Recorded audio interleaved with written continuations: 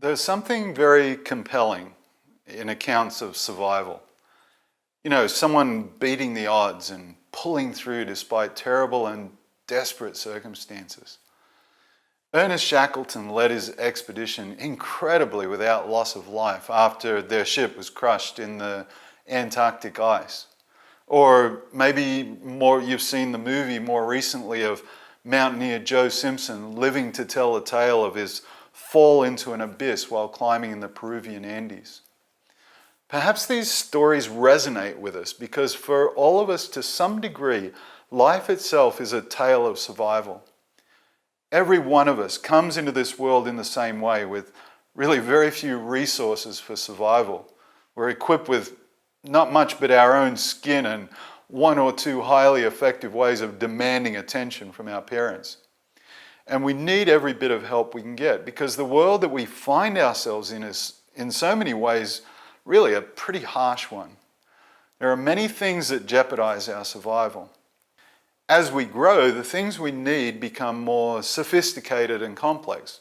We need companionship. We need to feel we belong. We look for acceptance. We want to be valued, and we all need some reason to get up in the morning, some reason to keep going, to survive, to something that makes sense of it all. But we humans have a massive dilemma. Our senses are constantly receiving data, bits of information from the outside world. And we're specifically designed to have all those bits of experience tied together. We're made to try to make sense of it all. We need to make sense of it all to face life and death. That need is at the core of being human. Remember that we were designed by God specifically to hear Him tell us His story and for us to understand our story within that framework. It was always His intention to tell us why any of this matters, why we find ourselves alive, why we exist. But our understanding of the world and our place within it can only be correctly or truly understood when it is placed within His narrative. So what's our dilemma? Well, we were designed to listen, but we have rejected God who made both us and the world we live in, and we rejected His overarching narrative that actually does make sense of it all. So how have we as a human race tried to resolve this dilemma? Our very design leads us to seek the narrative to explain life, but having rejected the true story, we really left ourselves with no choice but to make something up. To a degree, we do this as individuals, but we also pass on these stories to each other. We make like an agreement to accept a certain version of a story so that we can survive together as communities or as societies.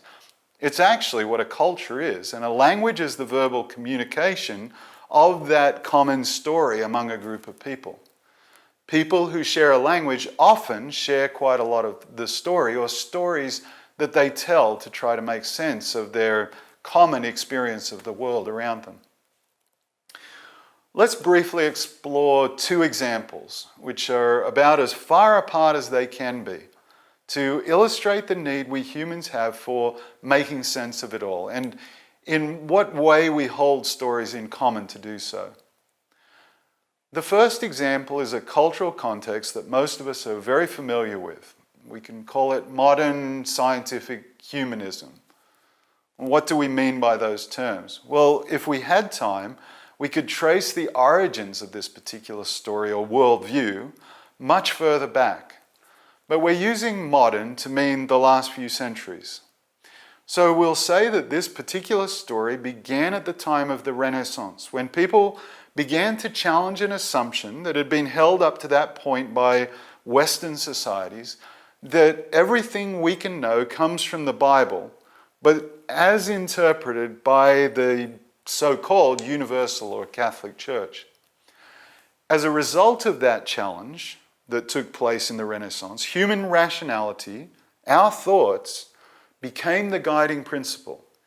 Humans claimed the right to tell their own story, and that's why we call it humanism. Science, the way in which humans investigate and describe the world around them, took over as the chief storyteller. its version of the world became the narrative of choice. And for a time, God was given a small role as a distant creator. But with so little to do, he eventually disappeared from this story. And this led to the view that all reality, everything we experience or can think of, human behavior, human history, the way everything came into being, all could be explained in purely material or physical terms. It seemed for a time that this was a pretty good, tight storyline and that the human race would go on to solve its problems and plot out a glorious future. But as time went by, cracks began to appear. There was widespread unrest and endless armed conflicts, including the two global wars. The modern nations, founded most directly on those humanist principles, ended up being some of the most vicious and murderous in all of recorded history. And what's more, it became obvious that this story didn't live up to its billing. It was supposed to explain absolutely everything. But the fact is, the scientific, humanistic version just doesn't account for things like beauty and justice. And it doesn't answer the deep questions of people's hearts. Now, thousands of different solutions to this failure in the plot have been attempted over the years with all kinds of twists and theories and trends. And room has even been made for religion or a vague spirituality. But the scientific humanism that defined this story from its beginning is still there as the dominant theme in most so-called modern societies today. A second, very different story is often called animism. Actually, like our first illustration, there are some things that we can say to describe an animistic worldview, but in reality it is a broad term for a lot of stories that really share some major features. Animism is the worldview, of course, of many traditional or tribal societies, usually those who've had the least contact with others, with the outside world. The story of animism in many ways is the opposite of the scientific humanistic story. For animists, the material, physical world is closely intertwined with the unseen spiritual world. The worlds of the living and the dead are not clearly distinguished. And because ancestors remain active in the physical world, it is up to the living to appease or find ways to solicit their help for survival. And without access, traditionally, to the technology of reading and writing, animistic beliefs are often passed down in the form of myths and chants and incantations and dramatic dance. While the scholar or the scientist in a lab coat or the reporter for the nightly news are the storytellers for scientific humanism, animism's narratives are told by the local shaman or healer. Power, and therefore the right to say what is true or not, is held by those who are seen to have the answers for survival in a perilous physical spiritual world. Animistic beliefs tend to be fluid and adaptable in order to explain events and incorporate new ideas that come along. For this reason, we often find animism mixed, or a technical term is syncretism, a combination of different beliefs, mixed with other dominant worldviews. Many traditionally animistic societies have taken on the overarching stories of a world religion to take care often of the big questions of life and death.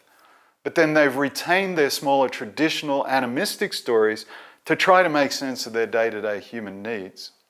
So what can we say about these two seemingly very different worldviews or stories? And what general lessons are there for us wanting to be tellers of God's true story?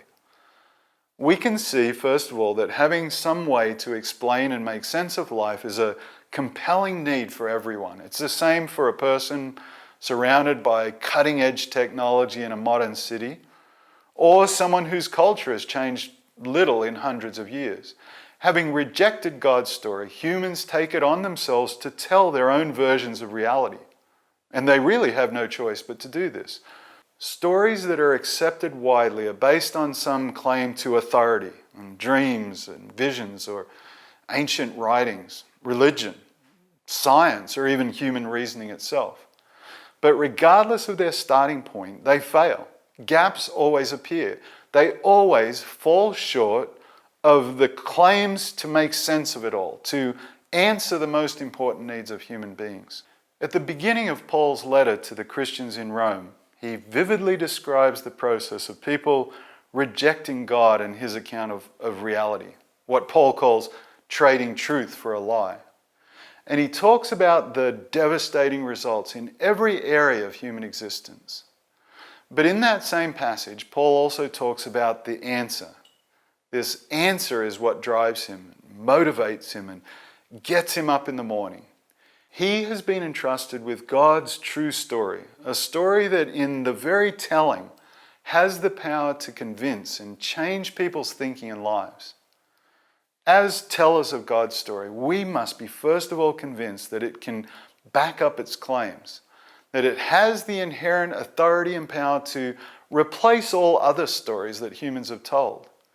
We must feel the same obligation Paul describes of telling God's story clearly and carefully to anyone who will listen, regardless of who they are or where they come from. And we must be willing to understand the narratives of their lives, to respect and empathize and care for them as those for whom God has given his all. Because they are those he's seeking, so he can tell them his good, true story that will answer the deepest needs of their hearts.